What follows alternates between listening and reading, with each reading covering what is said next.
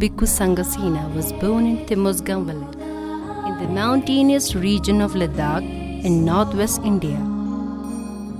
His early name was Thiring Acho. He was grown up in the religious family and was raised among the people possessing an ancient tradition of peacefulness, humility and innocence. My father was like a yogi. I had the influence of my father's very much. My father used to spend hardly any day without reading the scripture, without reciting the mantra. And wherever he goes, he will always carry a bunch of books on his back, and before he leaves the house, he will recite certain mantra, and before he enters into the house, he will recite mantra. So I was born and brought up in that family. He joined Indian Army at the age of 17, where he developed a strong sense of personal discipline. The only new thing in Ladakh, the only new attraction we could see was army. Army soldiers and some army jeep and trucks. Most attractive thing for us since there was nothing else new in Ladakh. So finally the chance came. I went at the age of 17, joined the Indian Army. I was very happy, and every bit of my life in army, it was for me. We never used to think what is the purpose of army, why we are learning to fight and kill others. Never think. So the training was like a sport, like a game. So I enjoyed every bit of my training in army.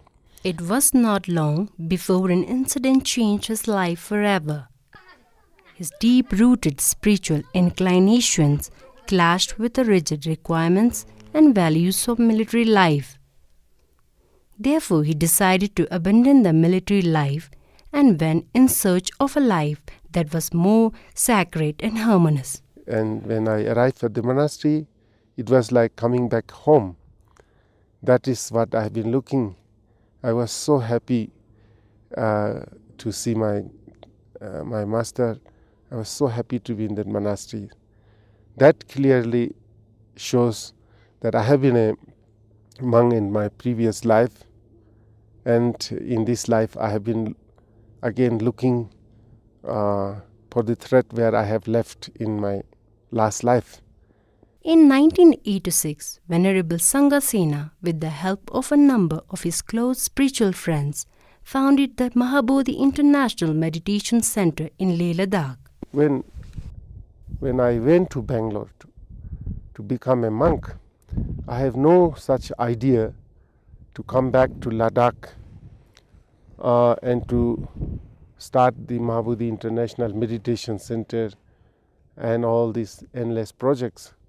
What I had in my mind was to study the teachings of the Buddha and to live a yogic life in a solitary life in a mountain or in forest.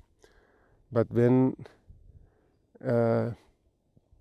in my monastery I learned from my master and also from the teachings of the Buddha that spending my whole life in a solitary, a yogic life would be a little bit of selfish. I owe something to the society, especially in Ladakh. So I got a lot of inspiration from my masters and from the Buddha's teachings to do something for my people in Ladakh. So in 1986, I came back to Leh, and I clearly saw and realized there was a need of a new organization. It was in 1992 that the Mahabodhi Residential School and Mahabodhi Girls Hostel were established to provide education to underprivileged children from across Ladakh. Julie, I'm Kunjung Dechin, first batch student of Mahabodhi. I belongs to a very remote village of Ladakh in Nubra called Digger, and I belongs to a very big family with 4 wonderful sisters and loving parents. A turning point in my life in the year 1992 when I was just 6 years of age. I had a privilege, and I must say I'm one of the fortunate girl among my siblings.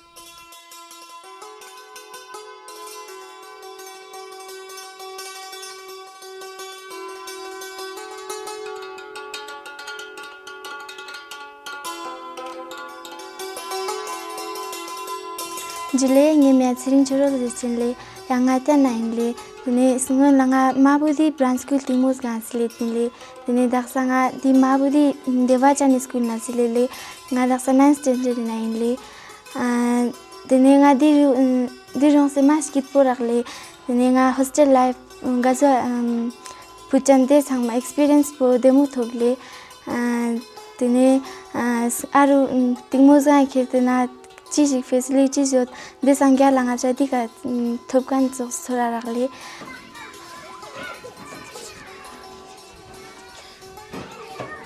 Studying the scriptures, discussing about philosophy and meditation is good for certain type of people. But how about the children, the poor children in the remote villages and others, elderly people or sick people who need a hospital, who need a school, hostels, education? Meditation is not enough for them. Meditation and high philosophy is not their priority. Mahabodhi urgyan deva change urgyan sanghasena mahatera uhunge diskutin jid uhunge diskutin miljit phame phajatukan mame majatukan sanghasena mahatera uhunge diskutin miljit uhunge diskutin.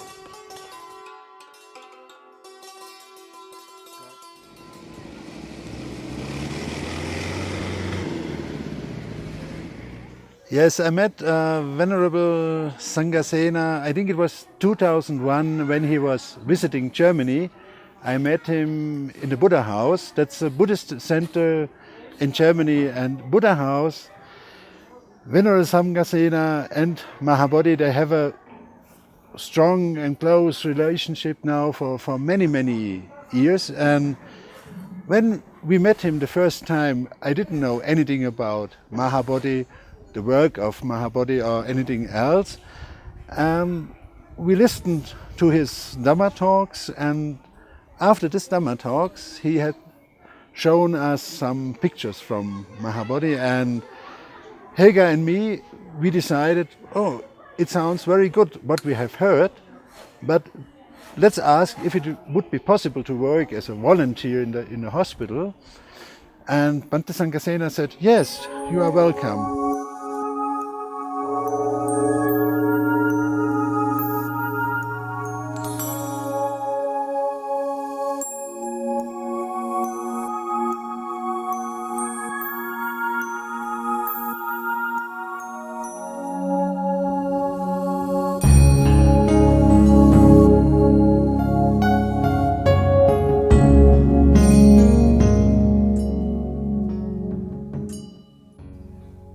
Everyone at the old age home has his or her own touching story to tell, which makes you cry and leaves you thinking. Nganyere ananole, ninga ise falron de rale. Ngan naruk kemacho zukroche zino kanjura hatata leonsinle. Nana elenti chona hatata la khongjale. Nere kananga hatata la dukse le alia khore gotasana nanerik skorari tenja khore nyotinle. Nenge sangasin oye nadu di ganses gancho go khong dika drenchu le densa la gen sangasina. Neja khore ndu khong dika cho turde katin dika le to gona kharji nare nargo kharji gona si tanja sale nga nit ko nang mitong na tikile. Nasa nit ko nang tong sa ngangin le kutin nga ni chesto kansak sara. Nunole nga ni yang sama sa kansak sara gil le kutin nga mana ni jet chalak nga chila sa korugle. Nga naruja tata sulfa drunks khoi ma go gen le chol nane chosa. Skite gar sale gel le turje katin.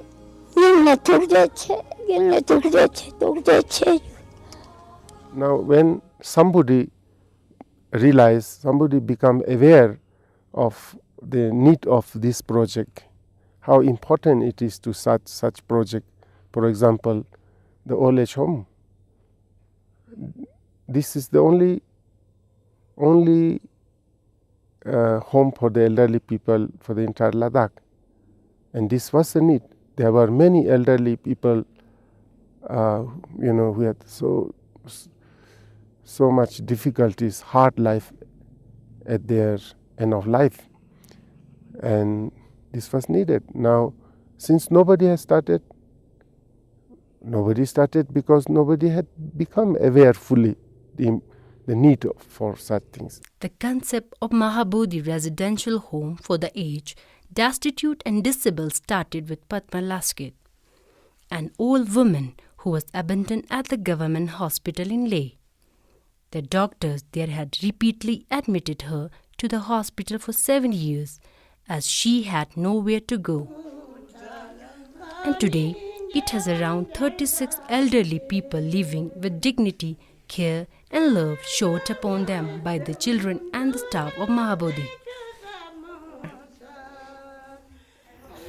When I get asked what are the most impressive moments or what is the most impressive thing here in MIMC, that will be difficult to give an answer to this, because I think most of the things are here very, very impressive. But just a few moments when we go, for example, to the old age home, and as far as I know, it is the only old age home in Ladakh. To feel the atmosphere in this place, it's not a place where old people just stay and get food and get a place to sleep. No, it's the whole atmosphere, which is done by the staff. They created a really, really very nice place here. And to feel this, that is very, very touching. That is very, very impressive when the elderly people are coming, when Memele and Abile are coming, and we talk to them. We talk in German, they talk in Ladakhi to us, but that's a special kind of secret. Maybe it's the secret of David Chan, I don't know, but we understand, that's maybe the language of the heart.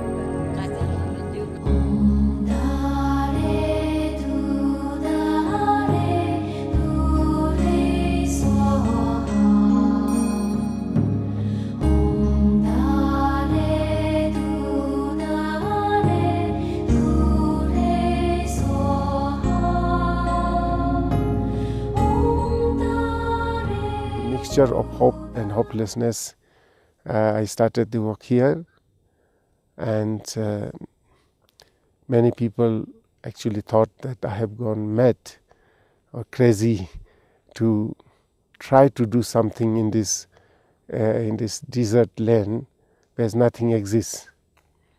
And some people thought that I may be promised with a huge amount of money by the Japanese people or some big foundation in America or Europe.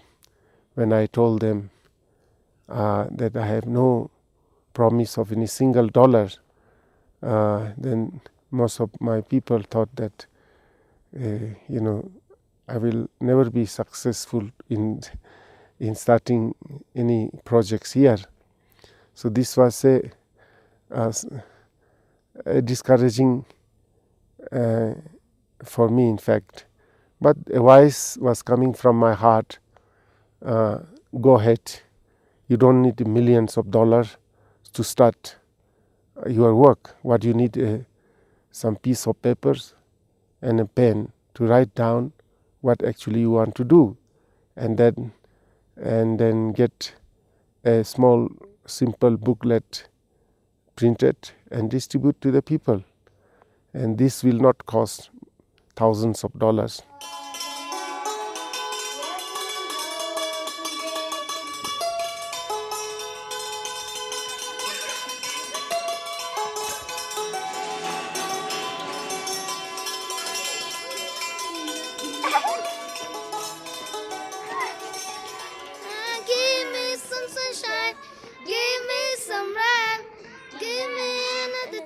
It was in 1996 when Venerable Sanghasena initiated another project, Hostel for Boys. He felt the need of education to the hundreds of boys belonging to poor families in remote villages of Ladakh. The first group of 10 boys was admitted from poor families in Zanskar, Nubra, Changtang and Leh. At present, there are 120 boys resident in boys' hostel. That as long as the sun and the moon rise in time and set in time, that is a proof that despite of all the chaos, violence, aggressions going on in the world, there are many people on this planet who are very kind-hearted and who believe in this kind of service, and one day they would hear my prayer. And this is what exactly happened. With a strong conviction and confidence in my heart, I started the work, and one after another I met good people who appreciated my ideas, and some came forward to support me financially, and that is how all these various projects were started one after another. There are currently around 600 nuns in Ladakh, and until fairly recently, their living conditions were generally very poor. Ladakhi nuns were certainly not as fortunate as their monastic brothers. There were no proper nunneries for communal living, no education for ordained girls, and no financial for villagers.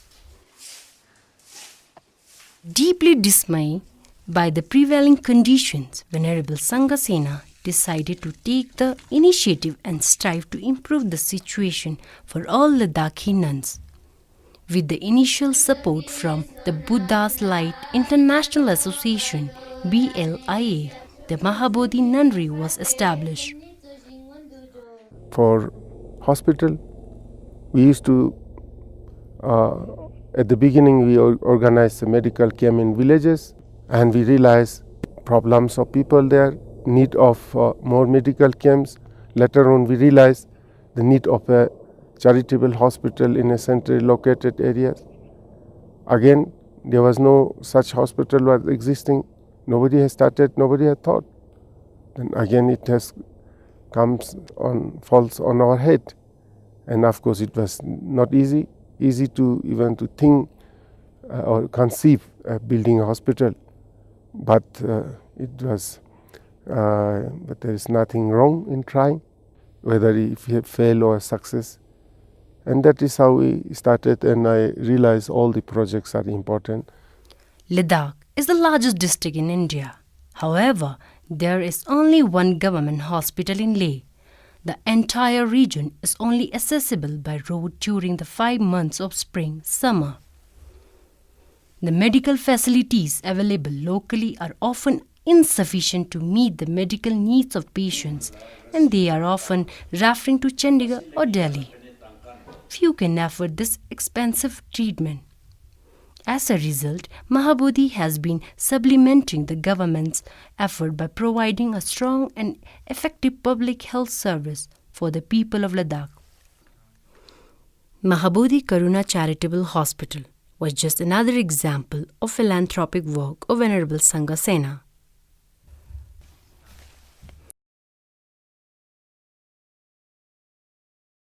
Though Ladakh has been a Buddhist land with thousands of monks and monasteries, but a separate meditation center for beginners or for visitors.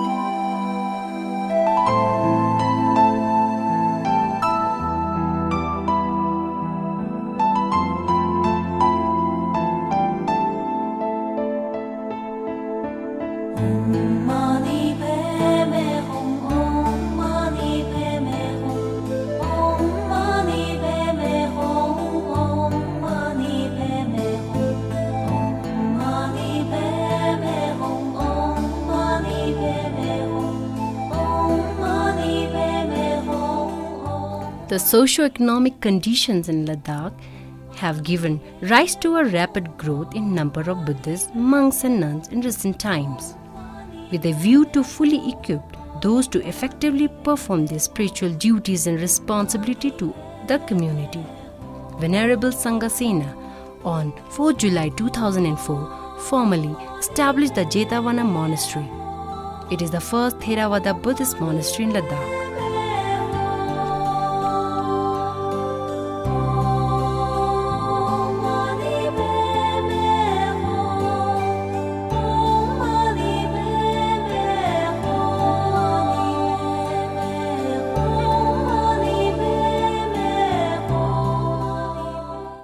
Some people started looking at me as Hinayana.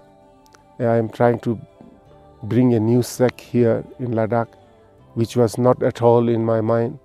I always considered from the beginning a simple, humble monk trying to render a little bit of service to my people in Ladakh. But people, because I happened to get ordained in the Theravada tradition, some people started looking at me as Hinayana. I'm going to start Hinayana.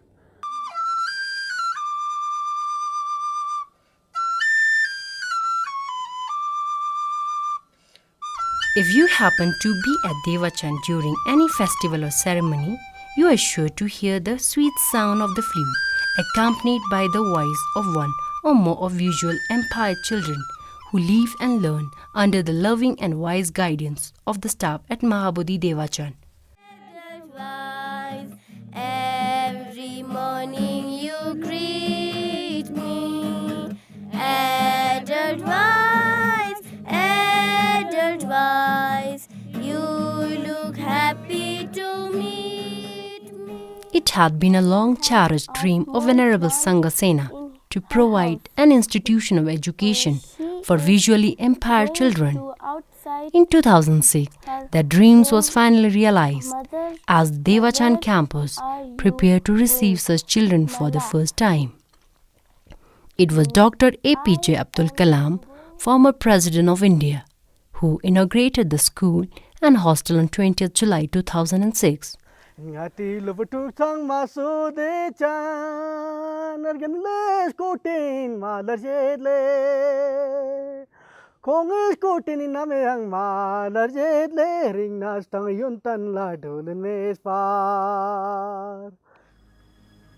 would like to express my heartfelt thanks and gratitude to my most precious Guruji, Venerable Sanghasena, for making my life so meaningful, so wonderful and purposeful to live with.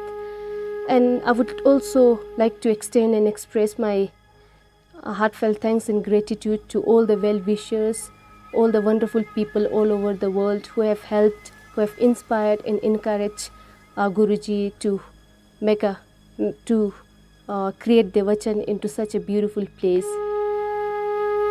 And also my vision and the mission of the various projects is quite new vision. There has not been, or you do not see this kind of organization, such an integrated community where, boys, girls, hostels, elderly people, usually impaired children, monks and nuns, and volunteers, so many people are living together. We all are getting good education, teachings of the Buddha, and many more. All these are not possible if Venerable Sanghasena was not there. Thank you, Yinle. May you long live. There are difficulties. It seems difficulties is part of life, and whenever you take up anything, you try to develop a new thing, you will have difficulties. Some students had father, some students did not have mother, and he had replaces in a life as a father and a mother.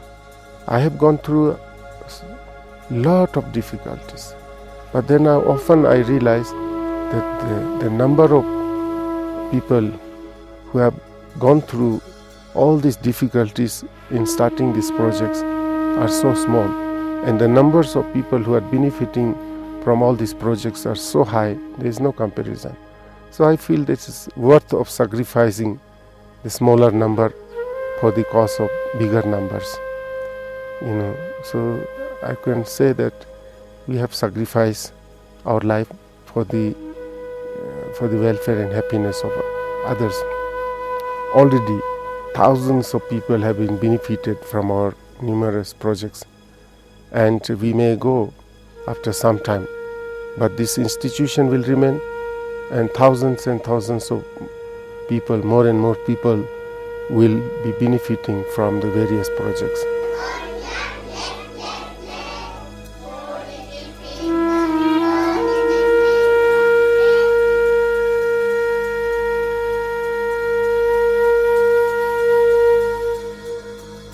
I only can say to everybody, come and see, come and visit Devachan and share the same wonderful experience. And from me, this now is the opportunity to say thanks to all the children, all the people, to staff, and many thanks to Bhante Sanghasena that he created this place. It was a vision, it was an idea before, and now it became reality, and that is really great work, and nothing more to say. So thank you very much, Bhante. Devachan campus, Devachan meaning pure land, is the 230 acres campus located in Choglamsar, just outside Leh, where most of the activities of MIMC are now focused. Today, Mahabodhi Devachan is what it is because of the tireless and selfless efforts of Venerable Sanghasena and the hard work and dedications of the staff and members of MIMC. However, this alone could not have allowed MIMC to develop as it has. It is also through the encouragement and financial support of sponsors, well-wishers and supporters that the campus has really flourished. To them, the Mahabodhi Devachan community bows its collective hat in praise and recognition of their sense of concern, compassion, charity and love. Words are getting very limited to express his unending selfless work. It is not possible to watch and listen to his tireless work in a day or two. This Maverick Monk of Himalaya is shining bright from the top of Mount Everest and is spreading the message of compassion in action, meditation in action to the whole world.